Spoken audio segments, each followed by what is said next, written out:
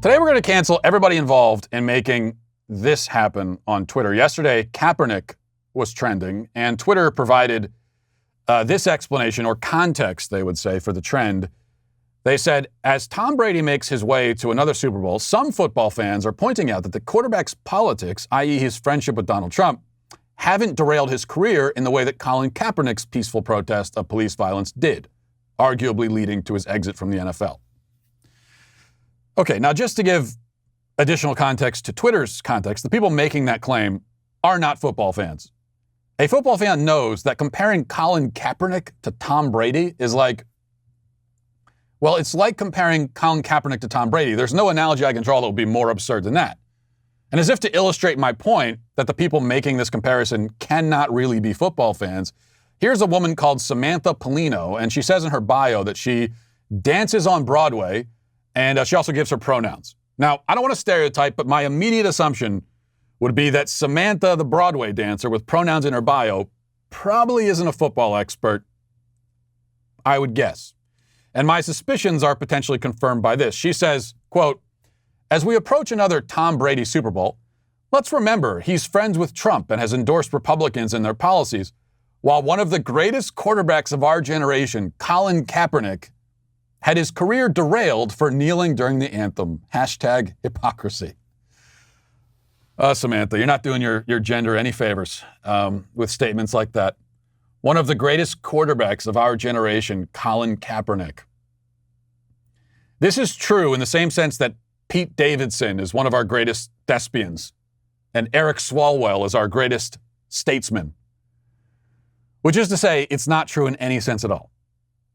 So I can't believe I have to do this, but let me just give you some of the numbers here, especially maybe if you're not a football fan and you hear a claim like this. I'll give you a few numbers you can throw out there to correct the record. Colin Kaepernick had a career completions percentage of 59.8, which is not very good, with 72 touchdowns against 30 interceptions. In his final 3 seasons, he went 8-8, then 2-6, then 1-10 as a starter, and was eventually benched for Blaine Gabbert, which is the football equivalent of losing an arm wrestling match to your niece. All that said, he did have some historic moments on the football field, like when he threw 2 pick sixes in a row on the first 2 drives of the game against the Cardinals in 2015. Very few QBs have ever done that. In fact, I think he might be the only one to start a game. His first 2 throws were intercepted for touchdowns. Now, let's consider Tom Brady. Tom Brady has never had a losing season in 21 years. He has 6 Super Bowl rings, 10 Super Bowl appearances. He owns the record for the most playoff wins, most playoff completions, most playoff passing touchdowns, like 50 other records. He left New England at the age of 43, went to a previously mediocre Tampa Bay team, and immediately brought them to a Super Bowl too. I don't like saying it or admitting it, but he is the undisputed greatest football player of all time, and there is no other credible candidate for that position, period. He has won as many NFC championships as Breeze and Rodgers, and he's been in the conference for 1 year. And he was 43, again. So this guy is the Michael Jordan of football, only better because Jordan played on a different team in his 40s and didn't have this kind of success at all. So, if you're wondering, that is why Tom Brady has a career and Colin Kaepernick doesn't. One of them is mediocre by every conceivable statistical measure, while the other is the greatest of all time by every conceivable statistical measure.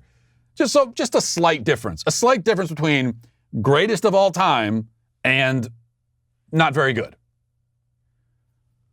But a worldview that doesn't recognize merit or take it into account and fundamentally denies that merit should have anything to do with success is bound to have some really, really bad sports takes, as this proves. And as, in fact, ESPN proves every single day. Now, with that said, it is true that Kaepernick's politics, his protest, played a factor in his not having a job in the NFL for the past 5 years. I mean, absolutely. I think sometimes conservatives make a mistake in denying this, where they try to say, it had nothing to do with it. It did have something to do with it. It is true that Kaepernick was essentially blackballed by the league. It's also true that there are people in the league now who are probably worse than him. There are quarterbacks in the league right now that are probably second and third string quarterbacks, but there are second and third string quarterbacks in the league right now who are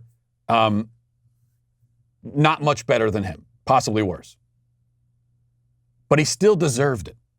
He deserves to be blackballed by the league. He deserves to not have a job in the league. There are two very good reasons for that. The first is that he doesn't seem to really want a job in the NFL all that much, or at least he doesn't want it enough to cool it with the fake freedom fighter routine. The second, if we could put the first to the side for a moment, the second is that his mouth and his antics consistently write checks that his skills cannot cash. This is actually a good lesson for all of us, because you can in life, and especially in your career, be as big of a jerk as your skills and therefore your value will compensate for. Now, it's better not to be a jerk at all, but if you're going to be a jerk, you better calibrate your jerkiness so that it doesn't exceed your talent. That's the equation. That's the calculation you always have to make. Tom Brady could basically be as awful as he wants to be because he's going to come in and he's going to bring your team to a Super Bowl single-handedly. So he can kind of be however he wants. But even with that being the case, he's really not that much of a jerk at all. And though he's accused of being political, he's not political at all either. It's revealing how being friends with someone, Donald Trump in this case, is construed as a political statement by the left. But whatever Brady's politics are, he's not taking the field in a MAGA hat or doing anything else on the field to call attention to his political viewpoints. He goes onto the field and he plays the game, and that's it. So the calculation for Brady is very simple. He's a team player. He doesn't bring any unwanted attention to himself or to his team. He's insanely great. Oh, and he takes less money in his contract than he has to so that his teams can spend money elsewhere to bring in other good players. That makes him about the most uncontroversial and obvious hiring decision imaginable. He has made it so that, for his team, he represents all upside in every area. Again, there's a good lesson for us in our own careers, even if we're not professional athletes. The goal is to be all upside, or at least to have enough upside to overshadow your downside. You want to be net upside, right? What about Kaepernick? Well, here we have almost exactly the reverse situation. He's a second-string caliber player at best, doesn't have a winning pedigree, turns the ball over a lot. He's not a great passer. And on top of all that, he brings a circus of media attention and political attention, which he both craves and cultivates on purpose. He's a divisive presence. And you know, as an owner or a coach, that if you bring him in, he's going to accuse you of racism should you put him on the bench or cut him due to his poor performance. You also know that there are dozens of guys in the league who could bring you the same kind of production as a player, but with none of the same headache. So this is another no-brainer. Whereas Tom Brady is net upside, Cap is net downside. Whatever meager upside he has as a player is vastly outweighed by the drama he brings with him. That's why he doesn't have a job, doesn't deserve a job. Though, if you're concerned, there's no need to worry about him starving to death. Fortunately, he's getting paid millions of dollars by Nike and a bunch of other corporations to walk around scowling and calling people racist. Hell of a job if you can get it. And when it comes to that job, scowling and calling people racist, his abilities are undeniable. He isn't quite the Tom Brady of race hustling. That title probably still belongs to Sharpton, but he's well on his way. We'll give him credit for that. As a football player, though, his career is dead and richly deserves to be. And anyone who doesn't understand that is canceled. And anyone who tries to make any point about football without ever having actually watched a game is also very much canceled. Well, I hope you enjoyed that clip from the Matt Walsh Show. If you did, go ahead and hit that subscribe button right down there so you can stay up to date on all of our future content.